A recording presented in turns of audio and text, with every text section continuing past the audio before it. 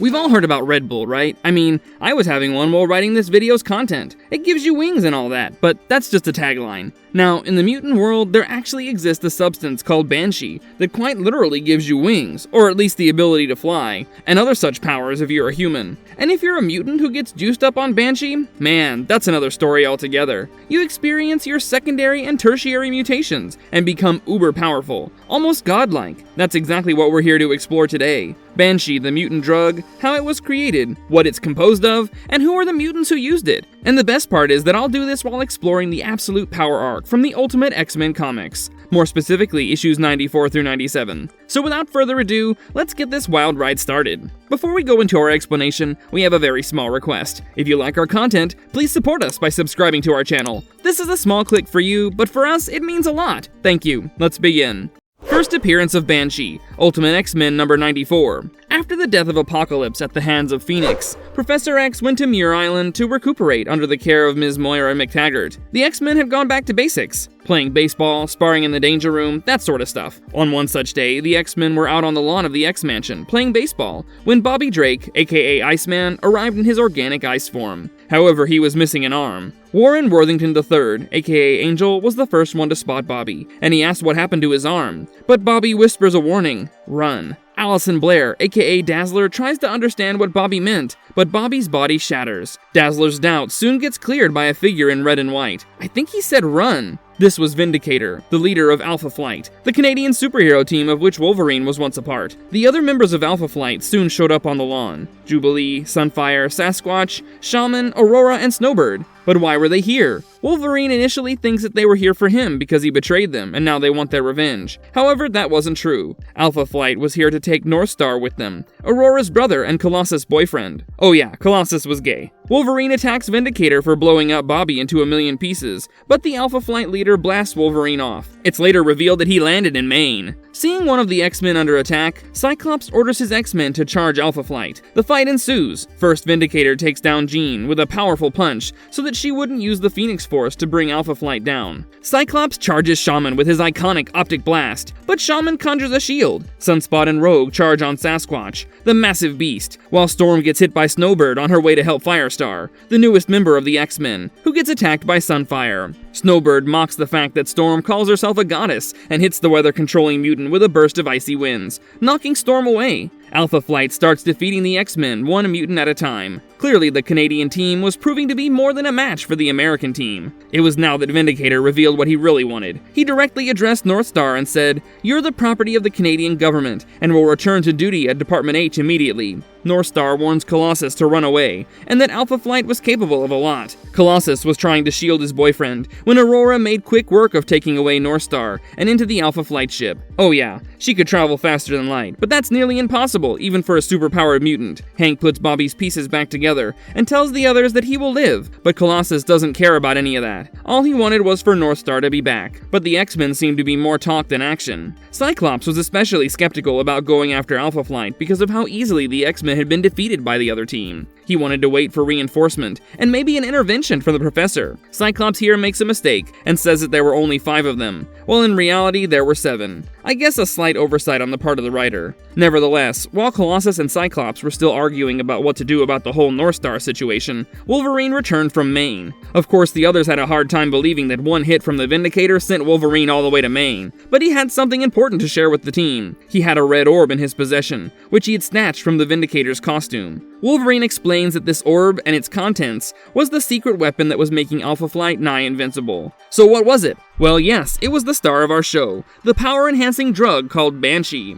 What is Banshee and how does it work? In the same issue, Wolverine explains that Banshee, much like the mutant growth hormone, augments a mutant's powers. Highly addictive and lethal, this liquid nightmare was not to be meddled with. Dazzler explains that the drug could give a regular human powers such as invisibility, flight, etc., but it could do more, much more, especially when abused by mutants. The drug could initiate secondary and tertiary mutations in a mutant, giving them godlike powers. As for its composition, it was made up of fentanyl, butane, dopamine, testosterone, and mutant growth hormone. Anyway, Colossus excuses himself while this conversation was happening, which is rather strange. Jean suspects that something is up with Colossus, and it goes beyond his boyfriend's abduction. She tells Scott that she wants to get into Colossus' head and find out exactly what's going on. He reminds her how they all felt about the professor doing the same stuff, but Jean doesn't listen to Scott and infiltrates her fellow X-Man's mind. Jean goes into a flashback and finds out that although Colossus could turn his skin into steel, he was but a weak boy who could not even lift his metallic arm. This is when he met Anatol Spichkin, a Russian drug lord. Spichkin offered Colossus Banshee and promised that the drug would significantly increase his strength. Sure enough, that's what happened. Colossus gained superhuman strength and stamina, so much so that he once decapitated a sentinel with his bare hands. Colossus soon finds out that Jean was in his head, and he attacks her in real life, which is when Jean reveals how Colossus was addicted to Banshee and how the drug was giving him all his powers. The X-Mansion was a drug-free institution. Naturally, Colossus was banished from the place, and he was gonna leave anyway because his immediate concern was finding his boyfriend and bringing him to safety. Seeing that Colossus was going alone on the mission, Cyclops offered to accompany him, but Colossus revealed that he was not alone. In fact, he'd secretly formed his own X-Men, comprised of Banshee-addicted, or rather Banshee-enhanced mutants. He presents Dazzler, Angel, Nightcrawler, and Rogue. Despite the revelation, Cyclops accompanies the team.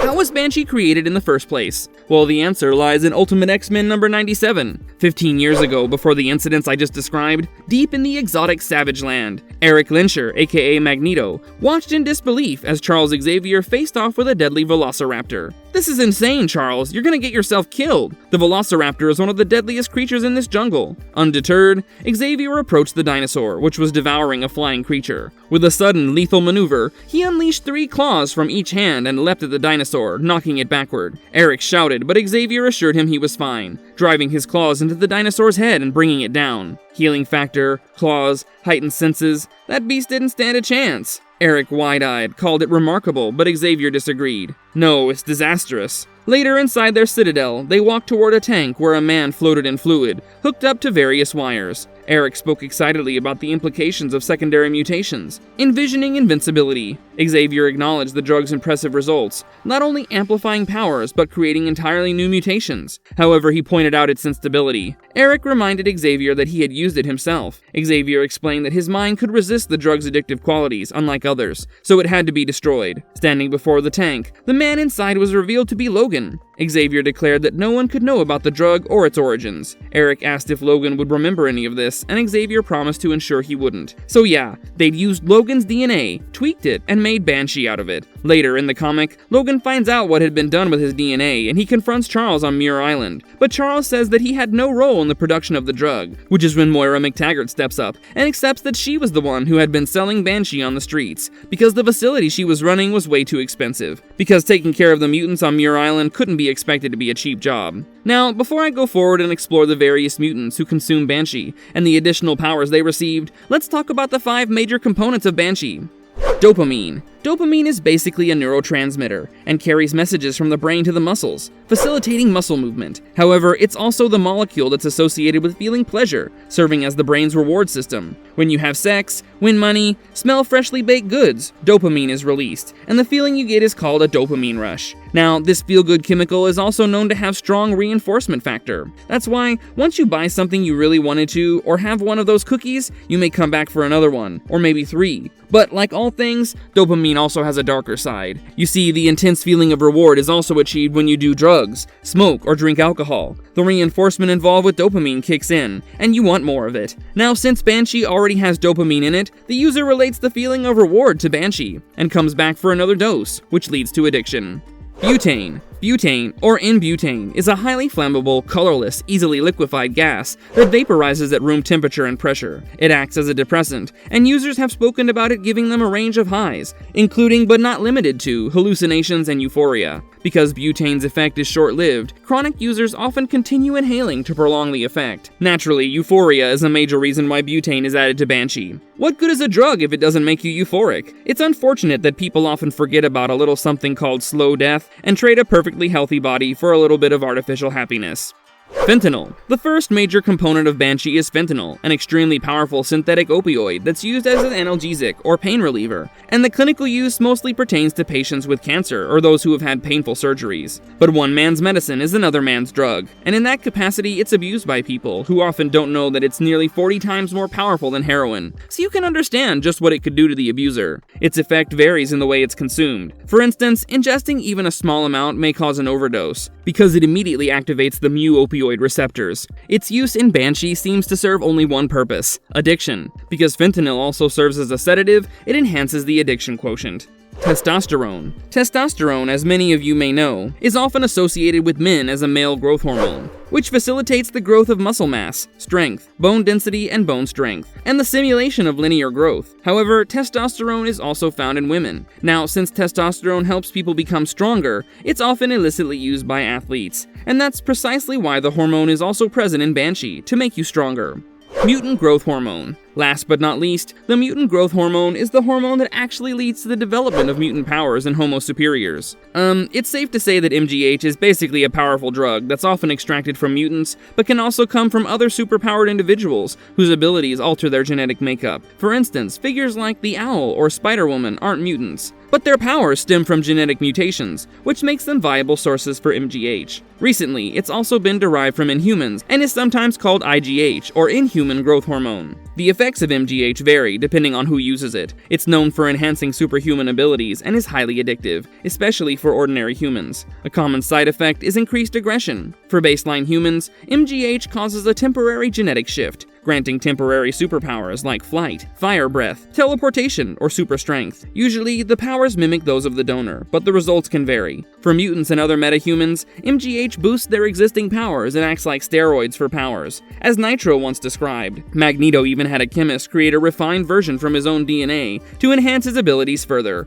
although it's unclear if he sought more power or just a power boost. Depowered mutants can also benefit from MGH. For example, the Blob temporarily regained his powers thanks to Dazzler's MGH. Historically speaking, MGH was first bound by Hank McCoy, aka Beast, while he was working for Grant Corporation. However, the fear of his research being stolen by his superior caused him to consume his serum, which led to the secondary mutation. Beast, who initially just had oversized hands and feet, now became a feline humanoid with gray fur.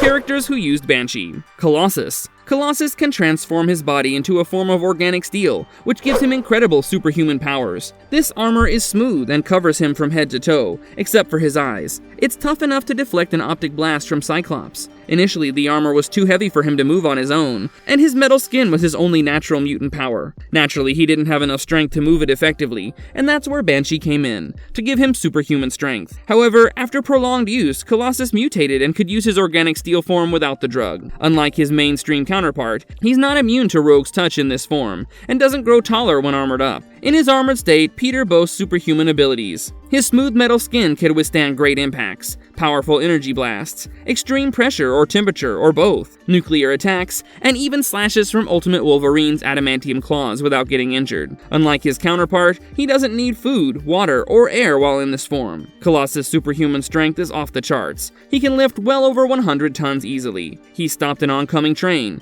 lifted a Russian submarine weighing thousands of tons off the seabed, and resisted Magneto's magnetic control, eventually overpowering him. He even tore Wolverine's left leg off with little effort, though it's worth noting that the adamantium in Earth 1610 isn't as durable as that in Earth 616. His most impressive feat was tossing a massive Sentinel hundreds of feet into the air, even from an awkward position and under pressure. He's even beaten Thor in physical combat, which makes him one of the strongest beings in the Ultimate Universe.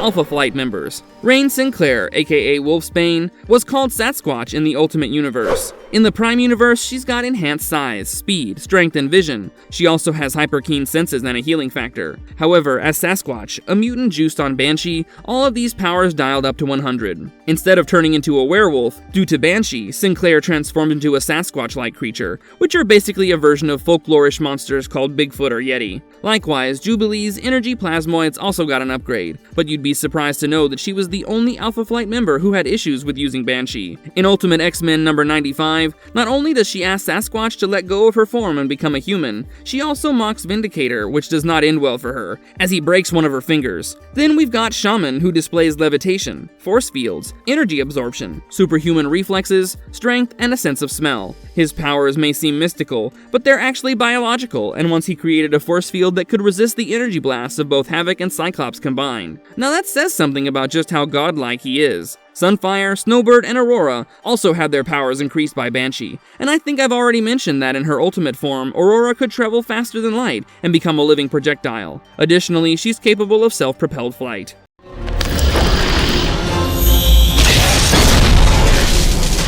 Rogue. Rogue was a mutant with the ability to absorb another person's powers, memories, skills, and knowledge through skin-to-skin contact, similar to her mainstream counterpart. Her touch could be lethal if she held on for too long. If Rogue absorbed the last bit of someone's life force before they died, she would permanently gain their abilities, skills, powers, and even their psyche. This was demonstrated with both Gambit and Juggernaut. After Juggernaut's death, Rogue permanently absorbed all his powers and abilities. This included his immense strength and vulnerability, making her even more formidable. Now, the ultimate Rogue goes beyond all of this. We know that she cannot really touch anyone without putting them in mortal danger, right? Well, because of Banshee, she could now control her lethal touch.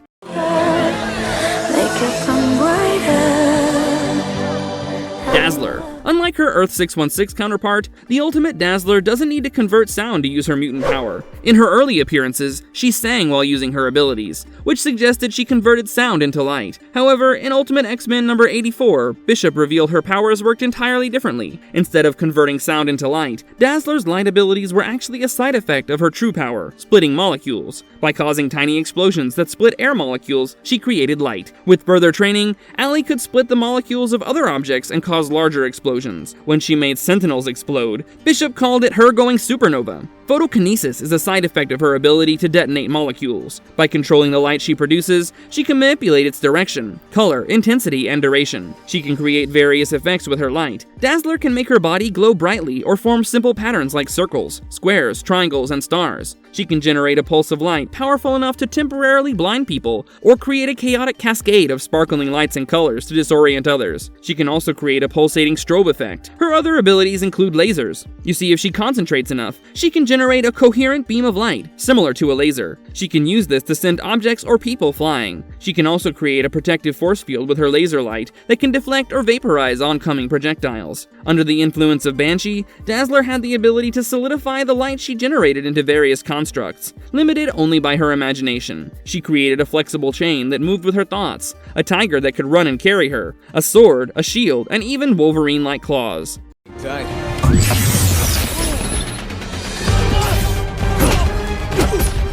Scott Summers. Cyclops can absorb ambient energy from his surroundings, like sunlight and electricity, and store it within his cells. He metabolizes this energy to open a dimensional aperture through his eyes, releasing powerful, heatless blasts of concussive force. However, sometimes his blasts have shown intense heat, like when he lit candles or burned Proteus or Wolverine's skin. Because of Banshee, Cyclops could harness ambient energy to unlock a range of new abilities. This included the power to fly, channel his energy blast through any part of his body, and supercharge his cells to grant super strength and super hearing. He could even deactivate his blasts, or use them as energy-enhanced punches. He gained the ability to survive in space and attack Jean in her astral form. But the coolest thing that happened to Cyclops because of Banshee was that he could now open his eyes without having to worry about destroying his surroundings.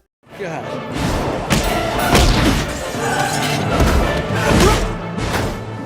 Nightcrawler. We know it well that Nightcrawler, or Kurt Wagner, is a mutant with a demon-like physiology that gives him some incredible abilities. He's essentially a teleporter, but there's much more to him than that. While under the influence of Banshee, Nightcrawler could launch flare-like bolts that teleported objects from a distance. He also gained the ability to teleport over greater distances, similar to Blink. Kurt's combination of teleportation, agility, and unique physical abilities made him one of the most versatile and exciting mutants in the Marvel Universe. However, Banshee gave him an ability that he didn't initially have. You see, earlier, he had to physically touch the object or people he wished to teleport along with him, but now he could do it remotely.